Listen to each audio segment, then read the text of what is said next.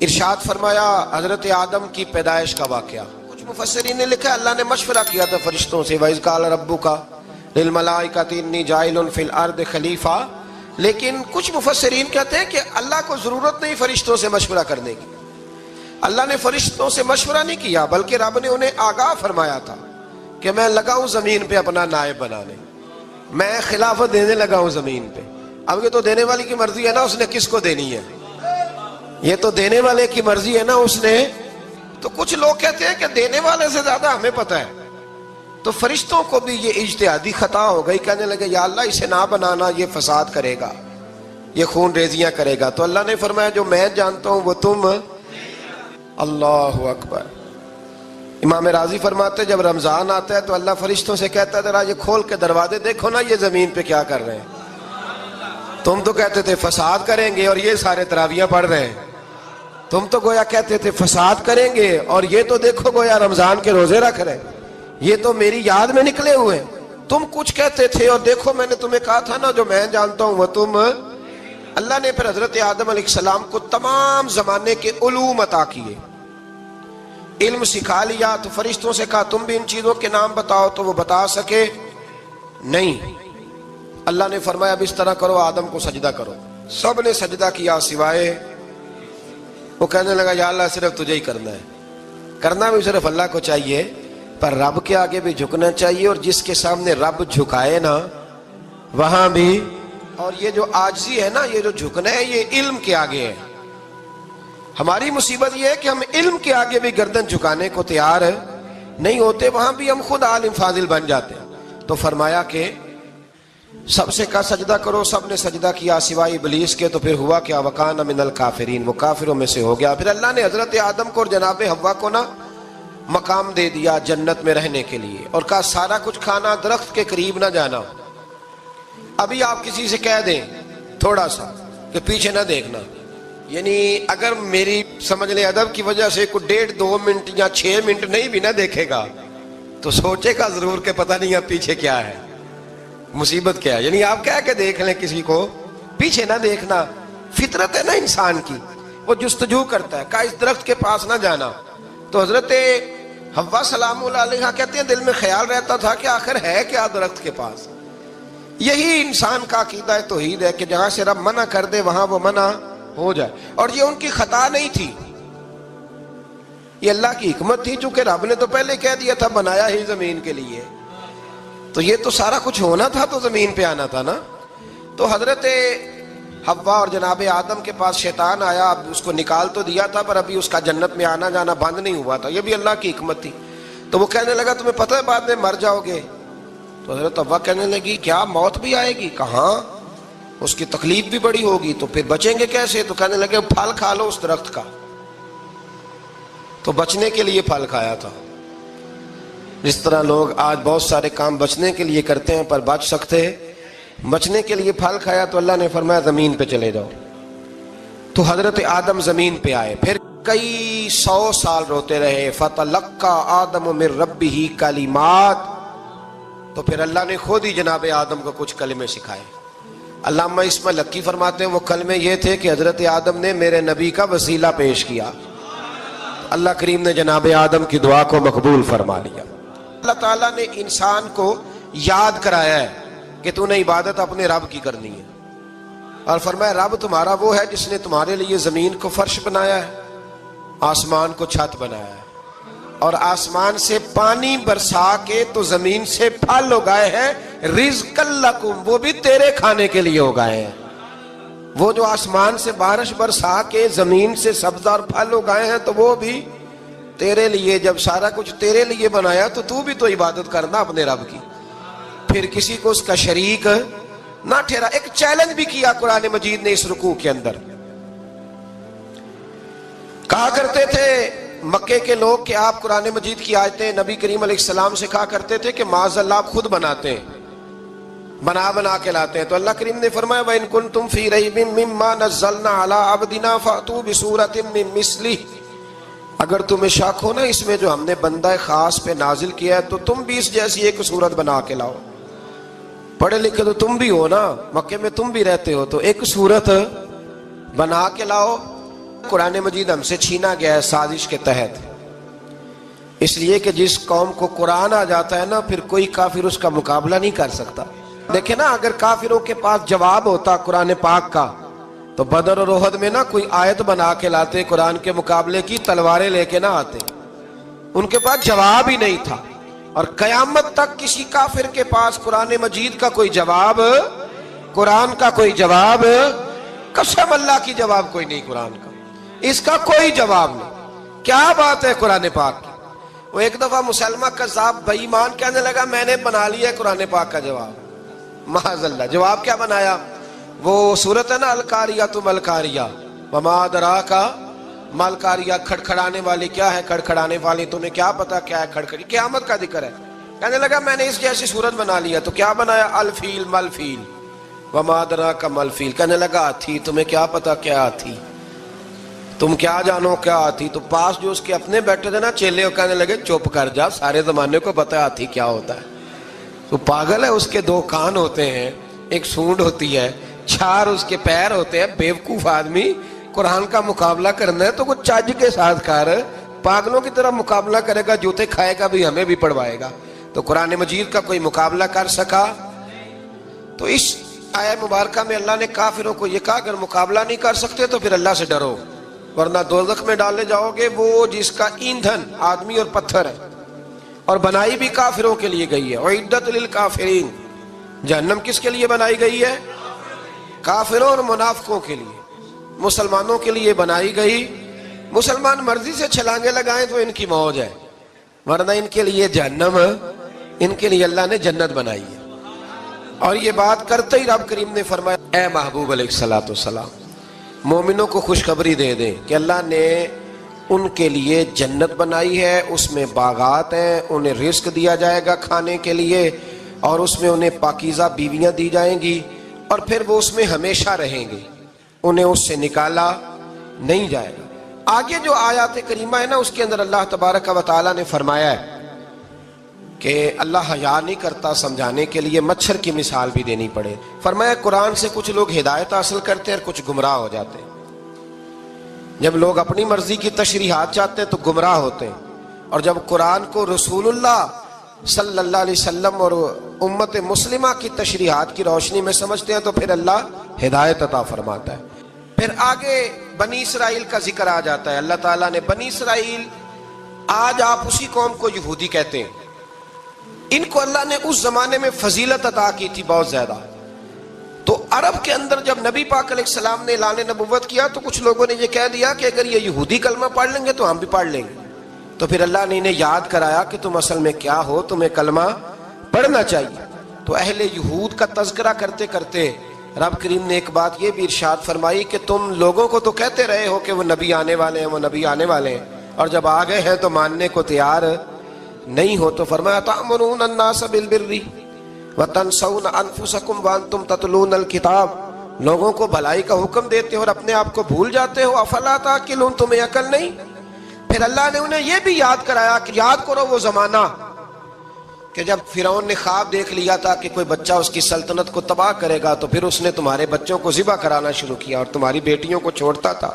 فرمایا یہ بھی تو تم نے دیکھا، میں نے تمہیں پھر تم سے کہا جہاد کرو قوم عمالقہ کے خلاف، تو مقام طیہ میں جا کے یہ لوگ کہنے لگے ہم سے جہاد نہیں ہوتا۔ اللہ نے انہیں ایک میدان میں قید کر دیا۔ بڑی دلچسپ بات، قید تو لوگ ہوتے ہیں نا چار دیواری میں، تو اللہ نے بنی اسرائیل والوں کو جب انہوں نے کہا ہم جہاد نہیں کریں گے تو اللہ نے میدان میں قید کر دیا۔ میدان میں، یہ یاد رکھیں، جب انسان اللہ کی نافرمانی کرتا ہے تو اسے ایسی قید ملتی ہے جس کا اس نے تصور بھی نہیں کیا ہوتا۔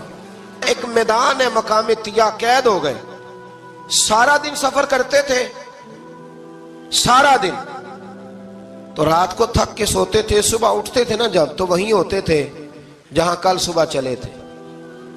تو رب جب کسی کو قیدی بناتے ہیں تو اسے زنجیروں کی، سلاخوں کی ضرورت، دعا فرمائے اللہ تبارک و تعالی غموں سے نجات عطا فرمائے، یہ دعا فرمائے، ایسی قید دیتا ہے کہ جس سے پھر چھٹکارا ہو سکتا۔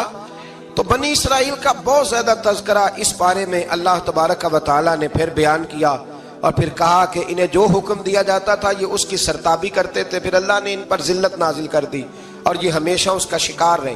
قوم سبت کا ذکر فرمایا اللہ نے. ہفتے والے دن کچھ لوگ نافرمانی کرتے تھے. ہمارے بھی ہیلے بہانے ہیں نا آج کل کاروبار میں. تو اسی سپارے کی آیت نمبر 65 کے اندر اللہ تعالیٰ نے حضرت داؤد کی قوم کا ذکر کیا کہ اللہ نے انہیں حکم دیا تھا کہ ہفتے والے دن مچھلیاں نہیں پکڑنی. تو وہ کہتے تھے چلو ہاتھ لگا کے نہیں پکڑنی, ہاتھ لگا کے. وہ ہمارے لوگ ہیلے بہانے تلاش کر لیتے ہیں نا.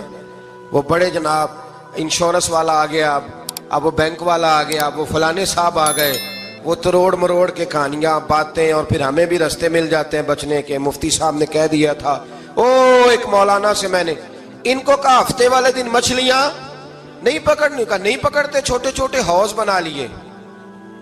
تو مچھلیاں زیادہ آتی تھی اس دن, یہ بھی اللہ کی قدرت تھی.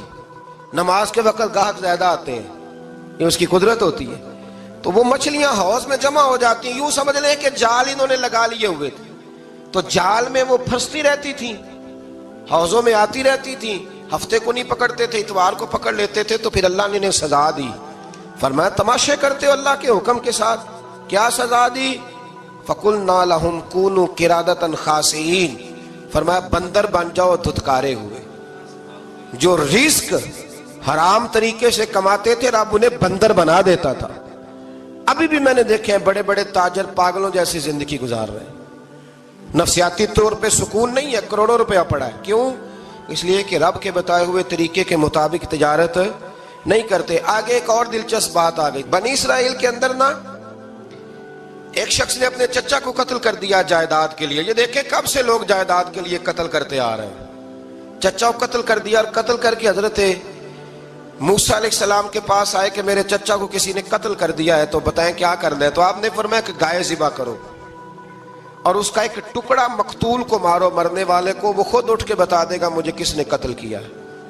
اب ارادہ نہیں تھا گائے ذبح کرنے کا, تو بہانے کرنے لگے. ارادہ نہیں نہ ہوتا تو پھر کیا ہوتے ہیں, کہنے لگے گائے کس طرح کی ہو, بوڑھی ہو کہ بچی ہو, رنگ کیسا ہو, جوان ہو کہ چھوٹی ہو, حال میں ایک دفعہ چلنا سیکھ گئی ہو یا ابھی نہ سیکھی ہو. تو بتاتے گئے تو رب بھی شرطیں بیان کرتا گیا.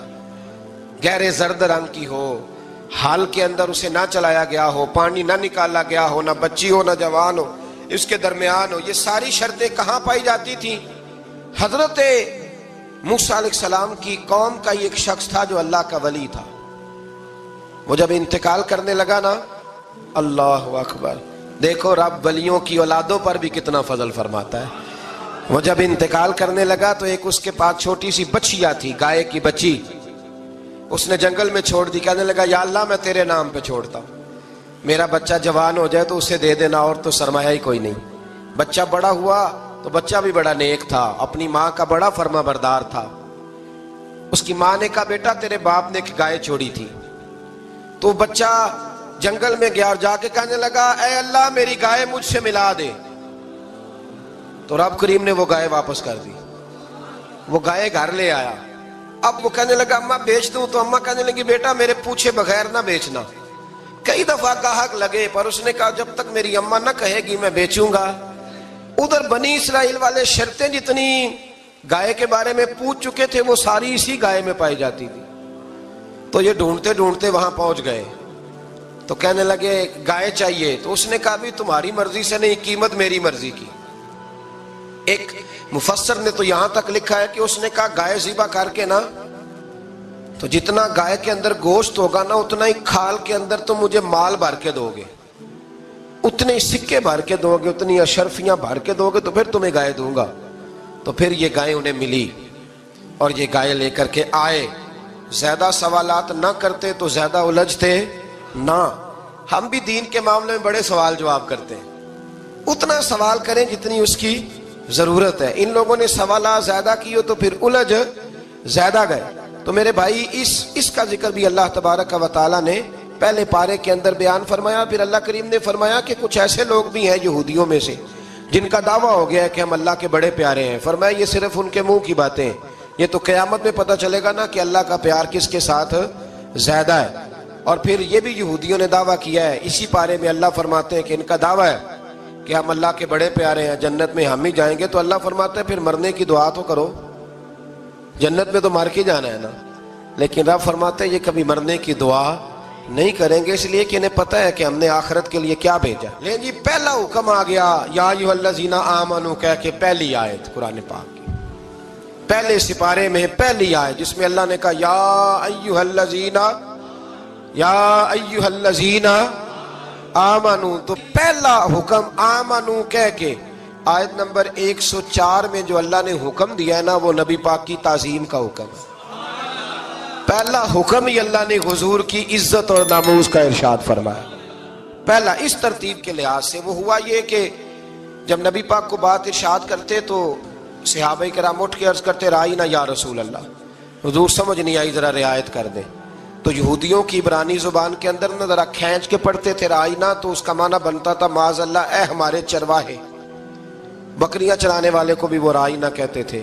تو جب صحابہ یہ کہنے لگے تو اللہ نے منع ہی کر دیا، فرمایا میرے محبوب کے غلاموں، اس لفظ کے پیچھے چھپ کے، اس لفظ کے پیچھے چھپ کے لوگ میرے نبی کی بے ادبی کر جاتے ہیں، تو جس لفظ کا کوئی ایک معنی بے ادبی والا بنتا ہو وہ لفظ بھی میرے نبی کے لیے نہ کہو، لفظ وہ والے کہو جس میں کوئی بے ادبی کا معنی نکلے نہ۔ یہاں لوگوں نے بڑے بڑے لفظ نہیں بول دیے، پھر کہتے میرا مطلب یہ تھا، میرا مطلب وہ تھا، تو تو نے وہ لفظ بولا کیوں جس کا کوئی غلط مطلب بھی نکل سکتا تھا۔ اللہ نے فرمایا یا ایھا الذین آمنوا لا تقولوا رائینا، اے ایمان والو رائینا کہو ہی نہ۔ تو یا اللہ کیا کہیں؟ فرمایا وقولوا انظرنا، تم کہو یا رسول اللہ ایک نظر فرمائیے، انداز دیکھیے، انظرنا ایک نظر۔ تو ہمارے بزرگ تو پہلے ہی بڑے پیار والوں نے کہہ دیا یا رسول اللہ انظر حالنا، کہتے کہاں سے لاتے ہو جملے؟ میں نے کہا اللہ کی کتاب سے، یا رسول اللہ انظر حالنا یا حبیب اللہ اسمع قالا، تو تم کہو انظرنا، محبوب نظر کرم کرے، واسمعوا، اور کیا ضرورت ہے دوبارہ پوچھنے کی؟ اللہ کہتا ہے پہلے ہی دھیان سے سنا کرو، پہلے ہی واسمعوا، پہلے ہی احتیاط سے سنو، وللکافرین عذاب علیم، اور کافروں کے لیے دردناک عذاب ہے۔ لے جی اسی پارے میں اللہ تبارک و تعالیٰ نے پھر اہل یہود کا ذکر کیا، تو یہود کہنے لگے کہ ہم حضرت ابراہیم کے ماننے والے ہیں، تو اللہ کریم نے وہ بھی ذکر کیا کہ میں نے تو ابراہیم کو آزمایا ہے، وَإِذِ ابْتَلَىٰ إِبْرَاهِيمَ رَبُّهُ بِكَلِمَاتٍ فَأَتَمَّهُنَّ، ہم نے ابراہیم کو کچھ چیزوں سے آزمایا ہے، وہ ہماری آزمائش پہ پورے اترے۔ قَالَ إِنِّي جَاعِلُكَ لِلنَّاسِ إِمَامًا، تو پھر ہم نے انہیں کہا کہ ہم آپ کو پوری دنیا کا امام بنائیں گے۔ وہ آزمائش کیا تھی؟ آگ میں جانا بھی آزمائش، بیٹے کا نہ ہونا بھی آزمائش، بیٹا ہوا تو پھر اسے وادی غیر ذی زرع ان میں چھوڑ کے آنا بھی آزمائش، بڑا ہوا تو پھر ذبح کرنا بھی آزمائش۔ فرمایا جہاں جہاں آزمایا ہے نا ابراہیم ہماری آزمائش میں پورے اترے۔ فرمایا تو مفت میں حضرت ابراہیم کی اولاد بنتے ہو اور ان کا نام لیتے ہو اور ان کے ساتھ اپنا تعلق بناتے ہو، دیکھو تو صحیح وہ کتنی آزمائشوں سے گزرے۔ تو اس کا بھی اللہ نے اسی میں ذکر فرمایا۔ اور پھر وہ بات کرتے تھے حضرت یعقوب کی اور حضرت اسحاق کی، تو فرمایا وہ تو ہمارے اتنے خاص بندے تھے کہ وصال کا وقت بھی انہوں نے اپنی اولادوں کو نصیحت فرمائی تھی کہ اللہ کی توحید پہ قائم رہنا، اس کا ذکر بھی اللہ نے اسی پارے میں بیان فرمایا۔ اور جو حضرت ابراہیم اور جناب اسماعیل نے کعبہ تعمیر کیا تو اس کا ذکر بھی اللہ تعالیٰ نے اسی پارے میں فرمایا۔ اور فرمایا جب وہ کعبہ بنا رہے تھے تو کہہ رہے تھے ربنا تقبل منا، کہہ رہے تھے اے اللہ بنا ہم نے دیا ہے پر مہربانی فرما ہم سے قبول فرما لے۔ تو جو آیہ کریمہ آخر میں عرض کرنا چاہتا ہوں اس پر بھی تھوڑی توجہ فرمائیں گے تو بات بڑی نکھر کے باہر آئے گی۔ یہ 16ویں رکوع کے اندر اللہ نے پھر یہود کا اور عیسائیت کا ذکر فرمایا، تو اللہ کریم نے ایک بات ارشاد فرمائی، یہودیوں کے ہاں جب کوئی بچہ پیدا ہوتا تھا پیلے رنگ کے ساتھ اس کو رنگتے تھے، یا کوئی خاص رنگ تھا ان کا، بچہ پیدا ہوتا تو اس پر وہ رنگ چڑھاتے کہ یہ جی ہمارے مذہب کا رنگ ہے۔ ہمارے ہاں بھی رسمیں ہیں نا اپنی اپنی، معاذ اللہ اپنی اپنی نہیں ہونی چاہیے، اللہ رسول کا حکم ہونا چاہیے۔ تو یہودیوں کے ہاں بچہ پیدا ہوتا تو ایک خاص رنگ چڑھاتے، عیسائیوں کے ہاں پیدا ہوتا تو وہ بھی ایک خاص رنگ چڑھاتے۔ تو مسلمانوں کے ہاں بچے پیدا ہوئے تو انہوں نے بھی توجہ کی کہ یہ کیا ہو رہا ہے، تو رب کریم نے فرمایا صبغۃ اللہ، رنگ اللہ کا ہی ہے، ومن احسن من اللہ صبغہ، اور فرمایا اللہ کے رنگ سے زیادہ خوبصورت کس کا رنگ ہو سکتا ہے؟ اللہ کا رنگ کیا ہے؟ لا الہ الا اللہ محمد الرسول اللہ صلی اللہ علیہ، فرمایا نیلے پیلے کالے رنگ نہ چڑھاؤ، اپنے ذہن پر توحید و رسالت کا رنگ چڑھاؤ، یہ سب سے بہترین رنگ ہے۔ اگر تمہارے ذہنوں پر رب رسول کی توحید کا رنگ چڑھ گیا تو یہ وہ والا رنگ ہے، پھر تمہیں کسی اور رنگ کی طرف جانے کی ضرورت نہیں پڑے گی۔ تو فرمایا رنگ وہ پیدا کرو جو توحید کا ہے، رسالت کا ہے، اس رنگ کی توجہ کرو۔ قرآن مجید کے اس پارے میں اللہ کریم نے مختلف باتیں بیان کر کے آخری رکوع میں یہ جو رنگ کا ذکر فرمایا نا، تو یہ لگتا ہے پورے پارے کا خلاصہ ہے کہ رب کریم نے فرمایا اصل بات یہ ہے کہ تمہاری سوچوں پہ رب رسول کی توحید و رسالت کا رنگ ہونا چاہیے۔ ہر وقت بچہ پیدا ہو کو دنیا سے جائے تو رنگ کس کا ہونا چاہیے؟ اللہ رسول کے۔ اور فرمایا رب تمہارا وہ ہے جس نے تمہارے لیے زمین کو فرش بنایا ہے، آسمان کو چھت بنایا ہے، اور آسمان سے پانی برسا کے تو زمین سے پھل اگائے ہیں، رزق لکم، وہ بھی تیرے کھانے کے لیے اگائے ہیں۔ وہ جو آسمان سے بارش برسا کے زمین سے سبزہ اور پھل اگائے ہیں تو وہ بھی تیرے لیے۔ جب سارا کچھ تیرے لیے بنایا تو بھی تو عبادت کرنا اپنے رب کی، پھر کسی کو اس کا شریک نہ ٹھہرا۔ ایک چیلنج بھی کیا قرآن مجید نے اس رکوع کے اندر، کہا کرتے تھے مکے کے لوگ کہ آپ قرآن مجید کی آیتیں نبی کریم علیہ السلام سے کہا کرتے تھے کہ معاذ اللہ آپ خود بناتے ہیں، بنا کے لاتے ہیں۔ تو اللہ کریم نے فرمایا وَإِن كُنتُمْ فِي رَيْبٍ مِّمَّا نَزَّلْنَا عَلَىٰ عَبْدِنَا فَأْتُوا بِسُورَةٍ مِّن مِّثْلِهِ، اگر تمہیں شک ہو نا اس میں جو ہم نے بندہ خاص پہ نازل کیا ہے تو تم بھی اس جیسی ایک صورت بنا کے لاؤ۔ پڑھے لکھے تو تم بھی ہو نا، مکے میں تم بھی رہتے ہو، تو ایک صورت بنا کے لاؤ۔ قرآن مجید ہم سے چھینا گیا ہے سازش کے تحت، اس لیے کہ جس قوم کو قرآن آ جاتا ہے نا پھر کوئی کافر اس کا مقابلہ نہیں کر سکتا۔ دیکھیں نا اگر کافروں کے پاس جواب ہوتا قرآن پاک کا تو بدر اور احد میں نا کوئی آیت بنا کے لاتے، قرآن کے مقابلے کی تلواریں لے کے نہ آتے، ان کے پاس جواب ہی نہیں تھا۔ اور قیامت تک کسی کافر کے پاس قرآن مجید کا کوئی جواب، قرآن کا کوئی جواب، قسم اللہ کی جواب کوئی نہیں، قرآن کا اس کا کوئی جواب نہیں۔ کیا بات ہے قرآن پاک کی۔ وہ ایک دفعہ مسلمہ کذاب بے ایمان کہنے لگا میں نے بنا لیا ہے قرآن پاک کا جواب، معاذ اللہ۔ جواب کیا بنایا؟ وہ سورت ہے نا القاریۃ ما القاریہ وما ادراک ما القاریہ، کھڑکھڑانے والی کیا ہے، کھڑکھڑانے والی تمہیں کیا پتا کیا ہے کھڑکھڑی، قیامت کا ذکر ہے۔ کہنے لگا میں نے اس جیسی صورت بنا لیا، تو کیا بنایا؟ الفیل ملفیل وما ادراک ما الفیل، کہنے لگا ہاتھی، تمہیں کیا پتا کیا ہاتھی، تم کیا جانو کیا ہاتھی۔ تو پاس جو اس کے اپنے بیٹھے تھے نا چیلے، وہ کہنے لگے چپ کر جا، سارے زمانے کو پتا ہے ہاتھی کیا ہوتا ہے۔ تو پاگل ہے، اس کے دو کان ہوتے ہیں، ایک سونڈ ہوتی ہے، چار اس کے پیر ہوتے ہیں۔ بیوقوف آدمی قرآن کا مقابلہ کرنا ہے تو کچھ چاج کے ساتھ کر، پاگلوں کی طرح مقابلہ کرے گا، جوتے کھائے گا بھی، ہمیں بھی پڑھوائے گا۔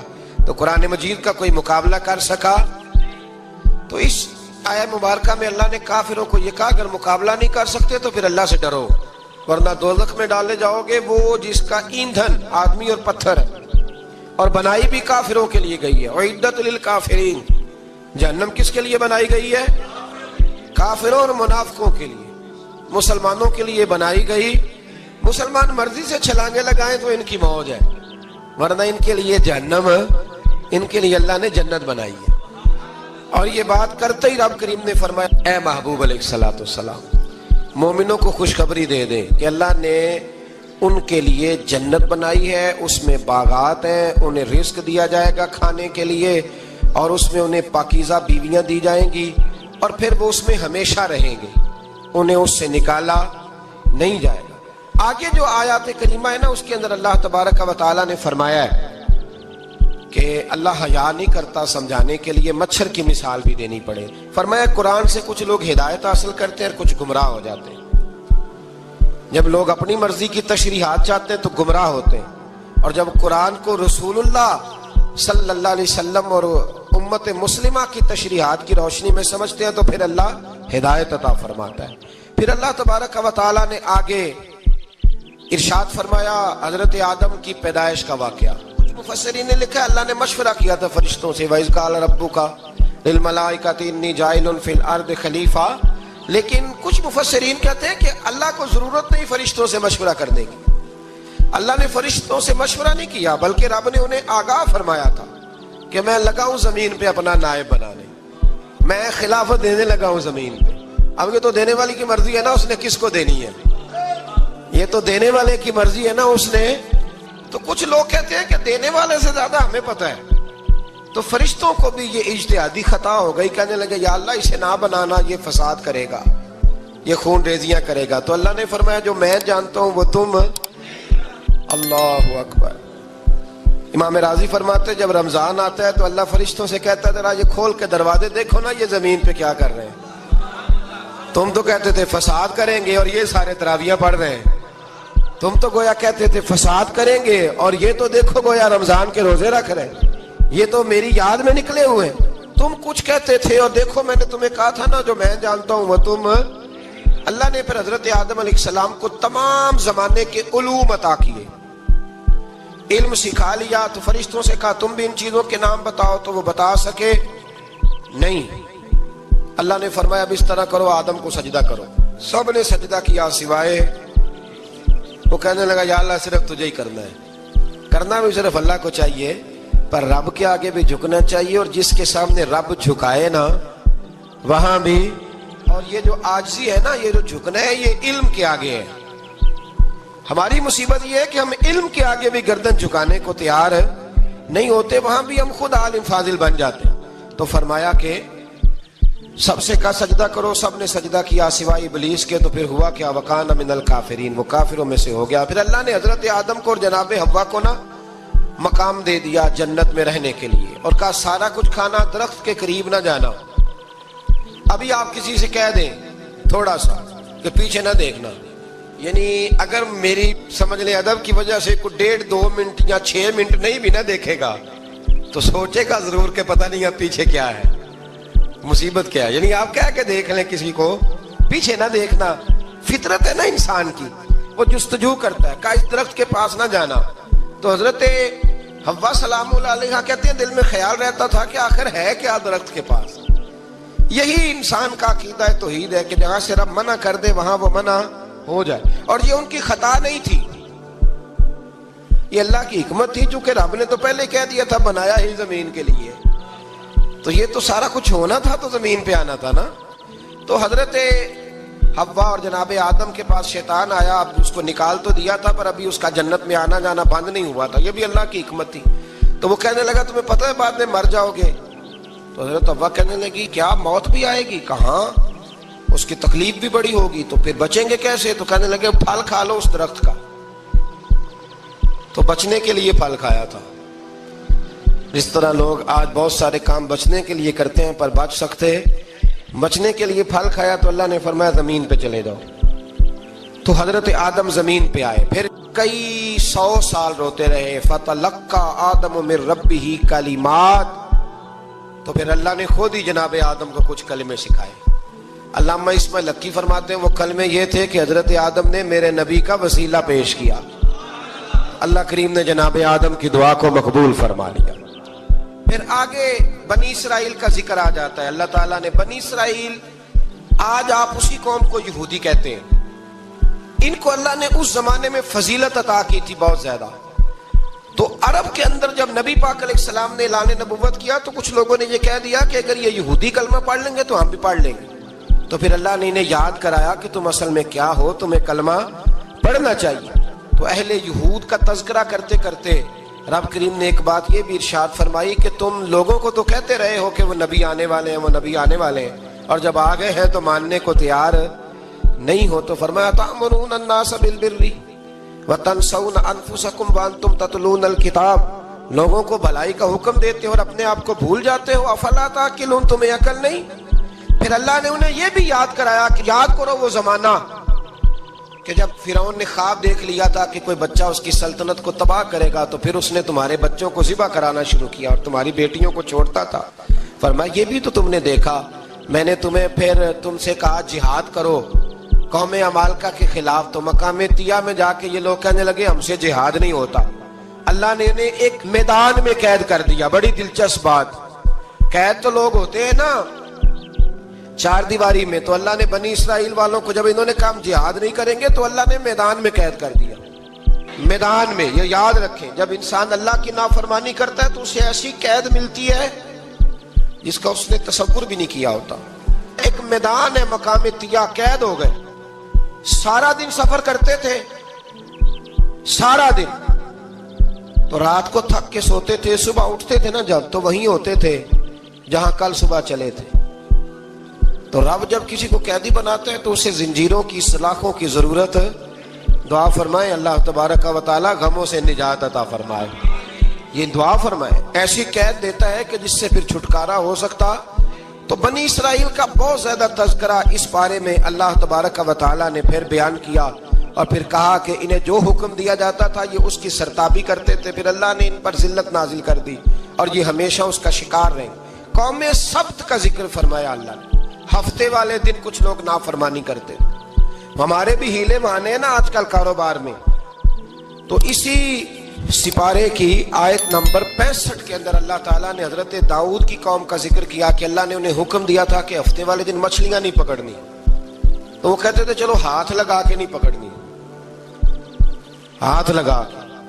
وہ ہمارے لوگ ہیلے بہانے تلاش کر لیتے ہیں نا، وہ بڑے جناب انشورنس والا آ گیا، اب وہ بینک والا آ گیا، وہ فلانے صاحب آ گئے، وہ تروڑ مروڑ کے کہانیاں باتیں، اور پھر ہمیں بھی رستے مل جاتے ہیں بچنے کے۔ مفتی صاحب نے کہہ دیا تھا، ایک مولانا سے میں نے ان کو کہا ہفتے والے دن مچھلیاں نہیں پکڑنی، کہا نہیں پکڑتے، چھوٹے چھوٹے حوض بنا لیے، تو مچھلیاں زیادہ آتی تھی اس دن۔ یہ بھی اللہ کی قدرت تھی، نماز کے وقت گاہک زیادہ آتے ہیں، یہ اس کی قدرت ہوتی ہے۔ تو وہ مچھلیاں حوض میں جمع ہو جاتی ہیں، یوں سمجھ لیں کہ جال انہوں نے لگا لیے ہوئے تھے، تو جال میں وہ پھنستی رہتی تھی، حوضوں میں آتی رہتی تھی۔ ہفتے کو نہیں پکڑتے تھے، اتوار کو پکڑ لیتے تھے، تو پھر اللہ نے انہیں سزا دی۔ فرمایا تماشے کرتے ہو اللہ کے حکم کے ساتھ، کیا سزا دی؟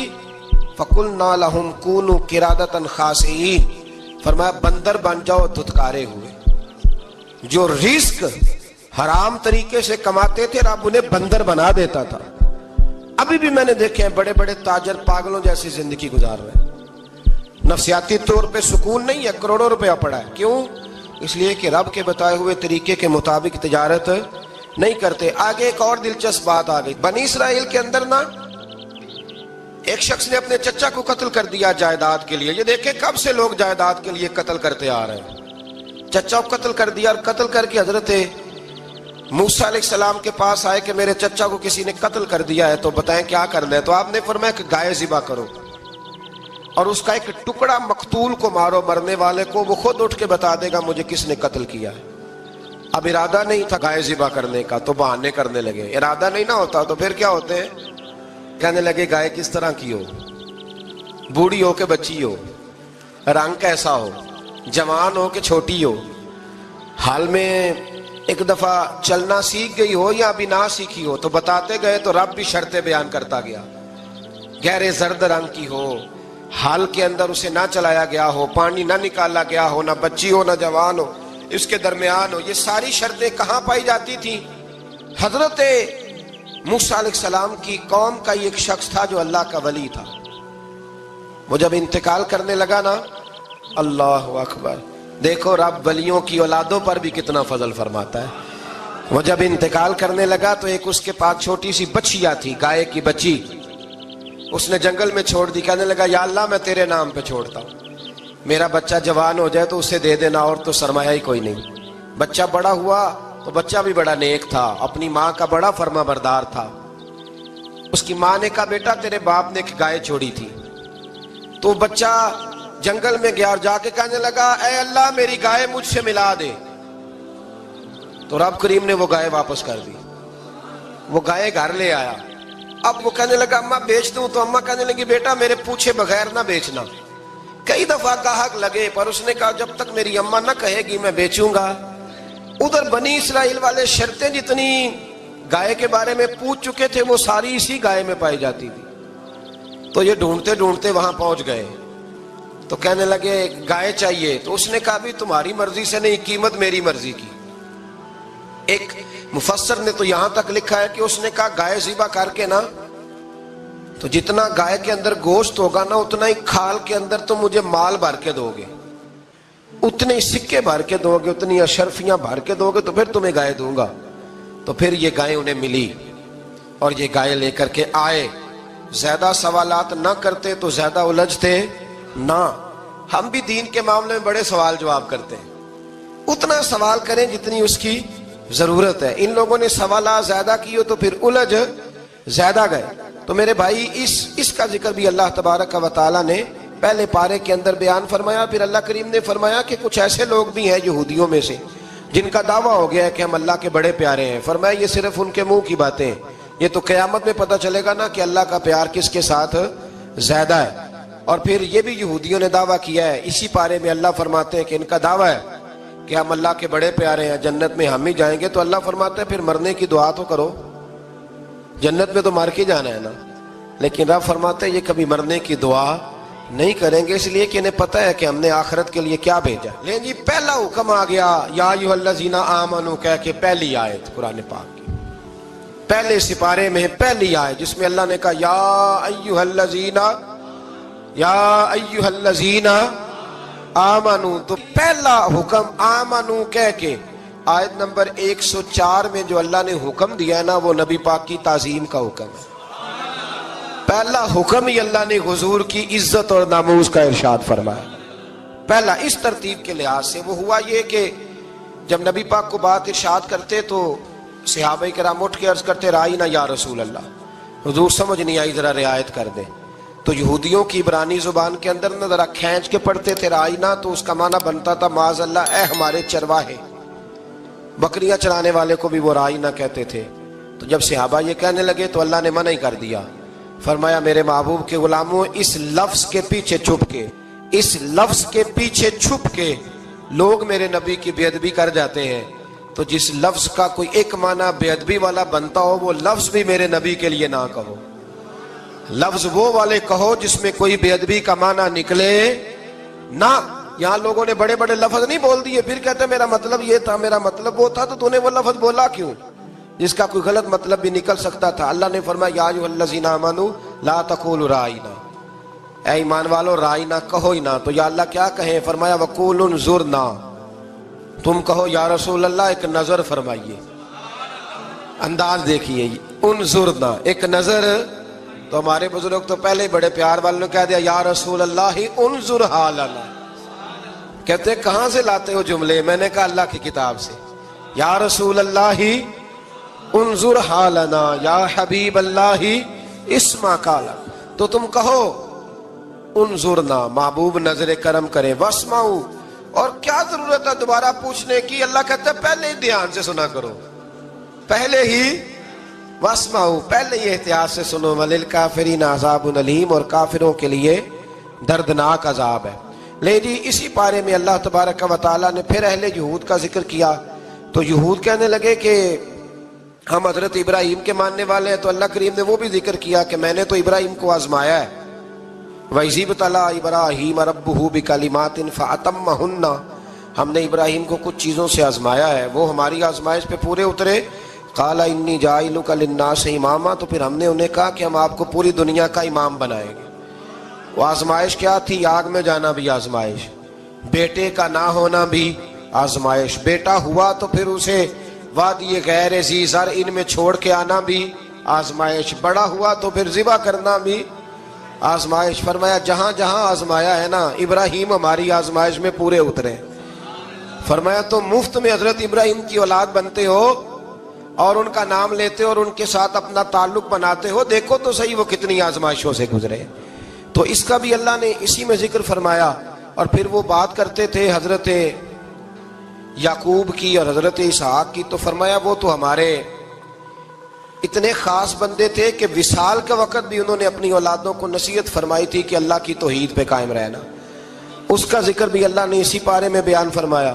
اور جو حضرت ابراہیم اور جناب اسماعیل نے کعبہ تعمیر کیا تو اس کا ذکر بھی اللہ تعالیٰ نے اسی پارے میں فرمایا. فرمایا جب وہ کعبہ بنا رہے تھے تو کہہ رہے تھے ربنا تقبل منا, کہہ رہے تھے اے اللہ بنا ہم نے دیا ہے پر مہربانی فرما ہم سے قبول فرما لے.